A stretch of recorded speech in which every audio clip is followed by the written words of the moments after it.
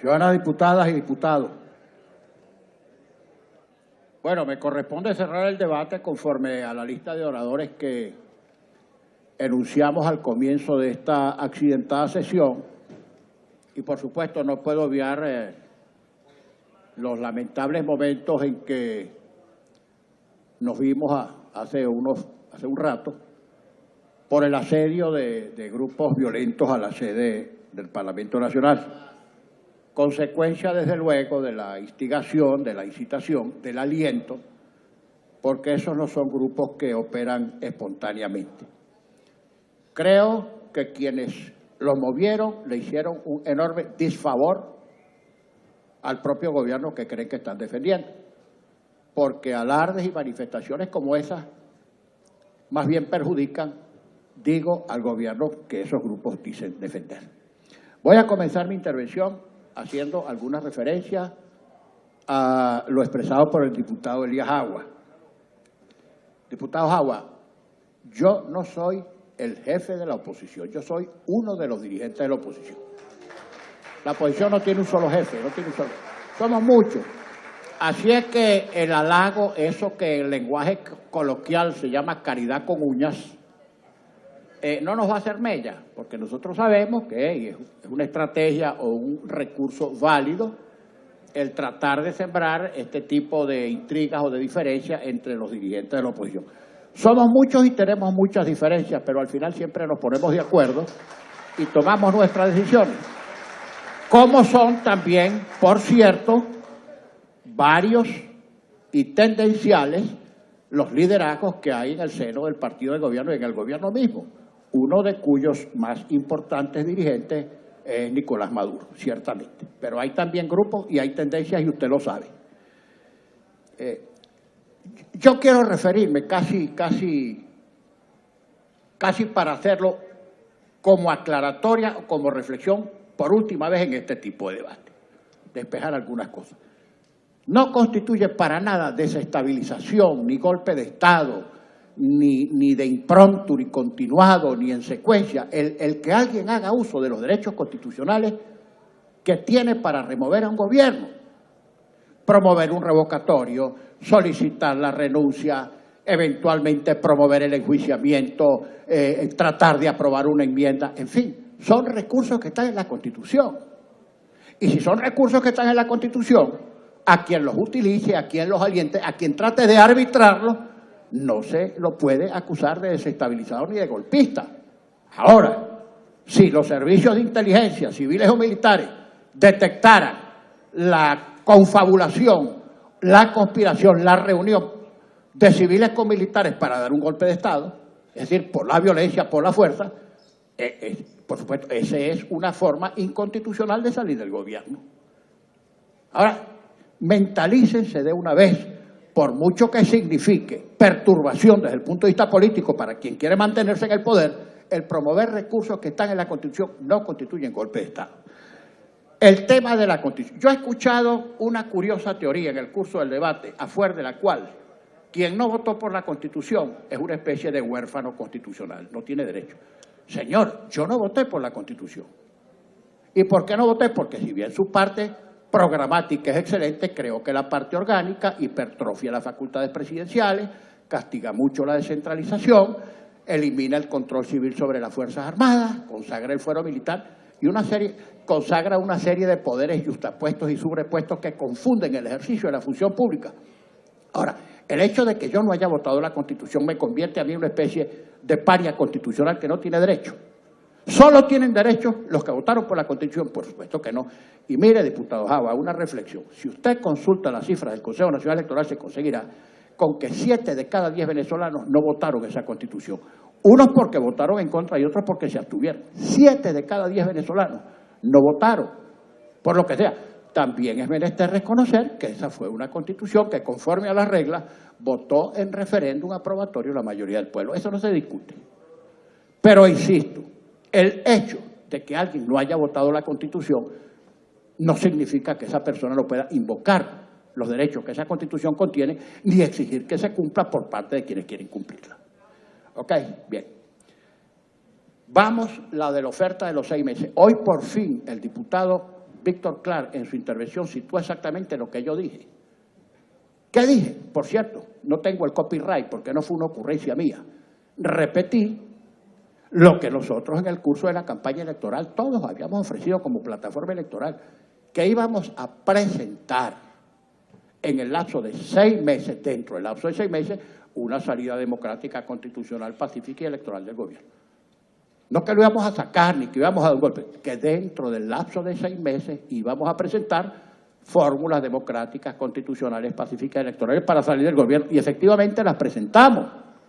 Que no hayamos podido arbitrar ninguna hasta ahora porque el propio gobierno se ha encargado de demorarlas o de suspenderlas una tras otra es cosa distinta.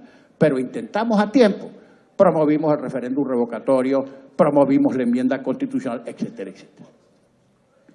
También entiendo, por cierto, porque el instinto de conservación que funciona tanto en la vida como en la política lleva a que, por supuesto que el gobierno quiere quedarse donde está. Es un instinto de conservación y uno lo comprende. Lo que a veces creo que hay desproporcionalidad de los medios empleados para mantenerse ahí. Una reflexión, diputado Jagua, porque yo sé que usted es una persona estudiosa. Fíjese que la denostada Cuarta República duró, por decir, 40 años, del 58 al 98. Y si nosotros tomamos en cuenta la situación de este gobierno, pongámosle que no haya revocatorio, que llegue al término natural de su mandato, que es el 2018, porque supongo que en el 2018, si es que llegamos allá, no nos irán a decir, no hay elecciones, las elecciones no hacen falta. Pero supóngase que no hay referéndum, supóngase que llega al vencimiento de su término natural, que es el 2018, tendríamos que la Quinta República duró 20 años, la mitad del punto fijo, o de la cuarta. Eso es una cosa para reflexionar. Y otra cosa que le quiero decir, yo no discuto, yo puedo estar de acuerdo o en desacuerdo con una ideología, pero yo las respeto a todas porque al fin y al cabo las ideologías son eso, sistemas de ideas en los que la gente puede creer o no creer. Por cierto que tener una ideología no lo pone a uno a resguardo de la crítica de los que no estén de acuerdo con esa ideología. Pero bien, pero lo que no se puede es ideologizar de tal manera un modelo de desarrollo por manera que sea imposible rectificar si el modelo falla. Y yo creo, me perdona usted, lo digo con el espíritu crítico más objetivo, me parece que esa ha sido la gran falla que ha tenido el gobierno. Aferrarse a un modelo pretexto de una ideología que no ha dado buenos resultados en la práctica. Y no lo rectifican. ¿Por qué no lo rectifican? No me puedo permitir ejercicio de imaginación porque yo no estoy en el seno del gobierno para saber. Yo creo que es porque hay diferentes grupos y ninguno logra imponerse sobre el otro, aunque también es cierto que el dirigente más prominente entre todos los grupos es el presidente de la República. Es evidente porque está ahí. Ok. El tema de las giras del presidente. Yo creo que una de las cosas que más le ha hecho daño al gobierno afuera, más que adentro, incluso afuera, es este conflicto de poderes. Le ha hecho mucho daño, y lo saben ustedes, cada vez que el presidente recurre a organismos internacionales en procura de créditos frescos para aliviar la situación fiscal, se consigue conservaciones porque en los organismos internacionales hay reservas y porque no están acostumbrados a esto. Están acostumbrados a una democracia funcional donde el presidente es el ejecutivo, el poder legislativo legisla, controla, etcétera, y el poder judicial dicta sentencias y examina los juicios con absoluta imparcialidad respecto de los dos poderes. Pero desde afuera no perciben, y esto no se trata de que nuestra propaganda haya sido exitosa, sino que desde afuera se percibe, por ejemplo, lo que transmiten las diferentes embajadas y el cuerpo diplomático acreditado aquí, que hay un control del Poder Ejecutivo sobre el Consejo Nacional Electoral y sobre todo por el Poder Legislativo, por manera que se utiliza como una especie de instrumento para privilegiar siempre al Ejecutivo en perjuicio del Poder Legislativo que ha sido electo por el pueblo. ¿Qué no le hemos dicho al Ejecutivo? Bueno, vamos a contarnos todo. Ojalá mañana alguien dijera, porque la forma de composición por excelencia en los regímenes democráticos es lo electoral. Cuando un país entra en crisis, se adelantan las elecciones. Pasa en los regímenes parlamentarios, pero como el nuestro no es un régimen parlamentario, sino un régimen presidencialista, pues aquí no puede regir el principio. De repente el presidente cae en bajísimas cotas de popularidad y sin embargo no se adelantan las elecciones porque el presidente tiene un mandato a término. Este no es un régimen parlamentario. Pero en un momento de una crisis como esta, caramba, si la forma de composición política es la elección, bueno, ojalá nos contáramos todos, el Ejecutivo, el Legislativo, etcétera. Ojalá nos contáramos todos. Esa solución la ofrecimos hace tiempo. Yo no sé incluso si en el mediano plazo esa pudiera ser, digamos que una solución consensuada o negociada. Me da terror pronunciar la palabra, no vaya a ser que se interprete mal. Pero, aquí o en determinado momento, o vemos cómo arreglamos las cosas o vamos a terminar matándonos. Y yo creo que eso no es solución para nadie. Y se los digo, yo sí creo en las recíprocas concesiones que hay que hacerse en política, porque yo he sido fundamentalmente parlamentario, pues yo creo en esto, en el diálogo, en la conversación. Pero tenemos que ver qué hacemos, porque si seguimos como vamos, vamos muy mal. Y vamos muy mal, no nosotros, no la clase política, no los parlamentarios, ni siquiera el Ejecutivo. Va muy mal el país. Fíjense lo que acaba de pasar, diputado Jagua, diputado Héctor Rodríguez, colegas del gobierno, con los bonos. Por 3 veces, el presidente de PDVSA, o sea, no han logrado el canje de los bonos. 3 veces, gravísimo, y los bonos siguen cayendo. Entonces, ¿qué dice el presidente de PDVSA, Eulogio del Pino, que es un hombre versado en materia petrolera y que tiene experiencia en la industria petrolera? Sale con lo siguiente: bueno, el que no entra el canje de bonos no le pago. Señor, eso te puede valer aquí para pongamos por caso, un contratista de PDVSA a quien tú le pagaste con bonos. Y tú le dices, mijo, si no me aceptas el canje no te pago. Pero eso se lo va a decir Eulogio del Pino como presidente de PDVSA al mercado financiero internacional. Si es que el tenedor de un bono de esos que no lo quiera canjear en cualquier parte del mundo, recurre al domicilio especial, que es la ciudad de Nueva York, y demanda el pago de su bono, y le confiscan, le embargan o dictan cualquier medida precautelativa con cualquiera de los bienes que tiene Venezuela en el exterior. Ahora, yo no soy de los que, por cierto, se frotan las manos cada vez que bajan los precios del petróleo, que los hay. Está bajando el petróleo. Si baja el precio del petróleo, bueno, la afectación es universal. Por supuesto que el pagano de esas cosas, así como el beneficiario de cuando sube el petróleo es el gobierno que dice, gracias a mi política el petróleo subió, pero nunca dice cuando baja el petróleo, gracias a mi política el petróleo bajó. Y realmente cuando sube o cuando baja es más producto del mercado que de la imaginación o de la política de cualquier gobierno. Esa es la verdad. Pero bien, yo no me alegro como venezolano de que el petróleo baje de precio. ¿Por qué? Porque cuando el petróleo baja de precio, se afecta a todo el país. Se afecta a todo el país. Ahora, lo que sí me tiene que preocupar como venezolano es la mala administración de una cantidad de dinero que hemos manejado, digamos, que ha manejado el país todos estos años y que no se han traducido en una inversión eficiente para mejorar la situación general del país. No es verdad. Y ahí están los resultados económicos traducidos en desabastecimiento, en crisis de los servicios públicos, en inflación y pare de contar. El presupuesto de este año. Colegas, más allá del desatino de mandárselo al Tribunal Supremo de Justicia en base a todo lo que ha dicho el tribunal, que si estamos en desacato, en fin, eso fue una escopeta montada. No me voy a referir a eso porque hemos hablado bastante. Antes de tomar posesión nosotros el 5 de enero, se designaron aquí los magistrados exprés y nos quitaron las 2/3 partes con la sentencia de la sala electoral. Eso está cantado porque eso fue el recurso que el gobierno se imaginó para neutralizarlo. Y respetan las elecciones solo cuando las gana, le demás gana la alcaldía mayor y le vaciaron la alcaldía mayor de contenido y le nombraron un gobierno paralelo del Distrito Capital. El mismo diputado Jagua es protector del Estado Miranda. Entonces, si ganan las elecciones, vale, ganamos las elecciones. Y si las pierden, bueno, lo que les acabo de decir. Si hacemos las elecciones, las de gobernadores prontico, van a tener que nombrar 24 protectores. Bueno, pero entonces, ¿a qué es lo que me quiero referir?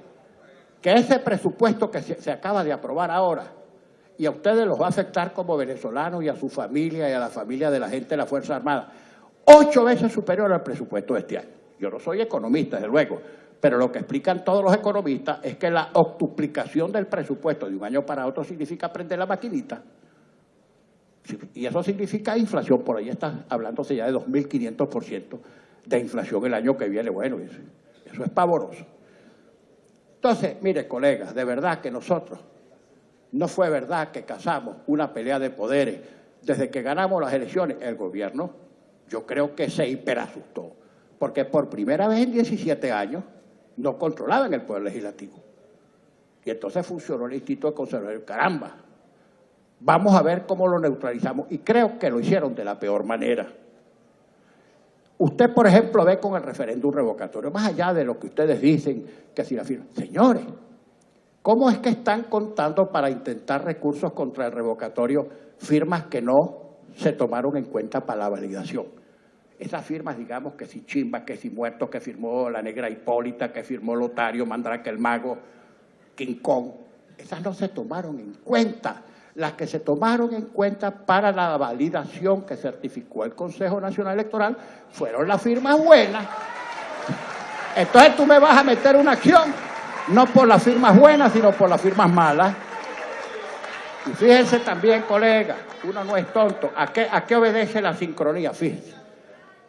El Consejo Nacional Electoral dicta un reglamento donde no aparece el referéndum revocatorio. Bueno, ellos pudieran decir con mucha razón, no incluimos el referéndum revocatorio porque que se dé el revocatorio depende de un hecho futuro e incierto, como es que ustedes reúnan el 20% de la voluntad. Correcto.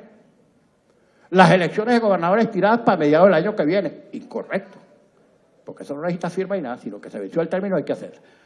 Entonces la sala electoral inmediatamente, ya no la constitucional, la sala electoral, para no seguir recalentando la sala constitucional y el Consejo Nacional Electoral, la sala electoral dice que va el 20% local. ¿Y después qué pasa? Yo les confieso que a mí me sorprendió cuando el tiro de cachito ese lo dieron por 7 tribunales penales del interior. Porque yo creía, y lo anuncié varias veces, yo creía que el tiro iba a venir o por la sala constitucional o por la sala electoral. No, descentralizaron la cosa en 7 tribunales penales, 7 demandas casi al calco, y los 7 tribunales penales decidieron lo mismo. Y además colocan la supuesta infracción en tribunales penales para que la alzada sea contención penal. A mí me sorprendió de verdad. Pero cuando empecé a ver a Meliache, el otro, Tarela, Isabel, etc., o sea, los juramentados haciendo igualita, además de por aquí vienen los tiros. Inaudita parte declara procedente por medida cautelar la suspensión del proceso. Eso que usted dice, bueno, no está muerto, está suspendido. Bueno, pero si nos acuñan una suspensión como la de los diputados de Amazonas que tienen 11 meses en la cola, ya sabemos qué es lo que va a pasar con el revocatorio. Sí, bueno, mira, sí, usted sabe con cuántos minutos yo lo ñapeé a usted, diputado Rodríguez. 6 minutos de ñapa le di. Bueno, en fin. Esto no es, mire, esto no es abuso, sino más bien una angustia, reflexiones que estoy haciendo, porque estoy realmente preocupado con lo que está pasando. Bueno, finalmente, estimados diputados, para terminar con esto, la referencia a Rómulo, del que ahora, caramba, yo le confieso mi admiración, usted se ha convertido en un estudioso de Rómulo, diputado Rodríguez. Bueno, qué bueno. Pero fíjese, déjeme decirle 2 cosas, bastante. En primer lugar, Rómulo no modificó la Constitución para quedarse ahí. No la modificó. En segundo lugar, no compare usted la situación de los años 60, donde había, no la voy a jugar, pero había una guerra, unidades tácticas de combate, guerrilla urbana, y las medidas que se tuvieron que tomar en ese momento para estabilizar el sistema democrático no se parecen a esta, porque aquí no hay guerrilla, ni hay conspiración, ni hay golpe de Estado, ni hay unidades tácticas de combate, ni hay campesinos, ni hay guerrillas rurales. Aquí la situación es absolutamente normal y todo estaba dado para que ustedes hicieran un gran gobierno, e hicieron un gobierno malísimo que ya lleva 18 años, ese es el problema. Ahora, finalmente nosotros vamos a votar este acuerdo. Lo vamos a votar porque es nuestro derecho, hicimos el debate, aquí todo el mundo expresó lo que quería, eso es lo procedente. Ojalá nosotros podamos dirimir nuestras dificultades en paz. Eso no es por el gobierno o por la oposición, es por Venezuela. Veamos más adelante, uno puede estar en el gobierno, puede estar en la oposición, pero al final, que queda país, los hijos, los nietos, las generaciones que vienen, y siempre hay una capacidad de recuperación, porque uno en política se lleva tropiezos, muchas derrotas y unas pocas victorias, pero siempre hay oportunidad de llegar a una mejor situación. Así que muchas gracias, estimados colegas, por la atención. Vamos a proceder a votar el acuerdo previa lectura que se va a hacer por secretaría. Muchas gracias.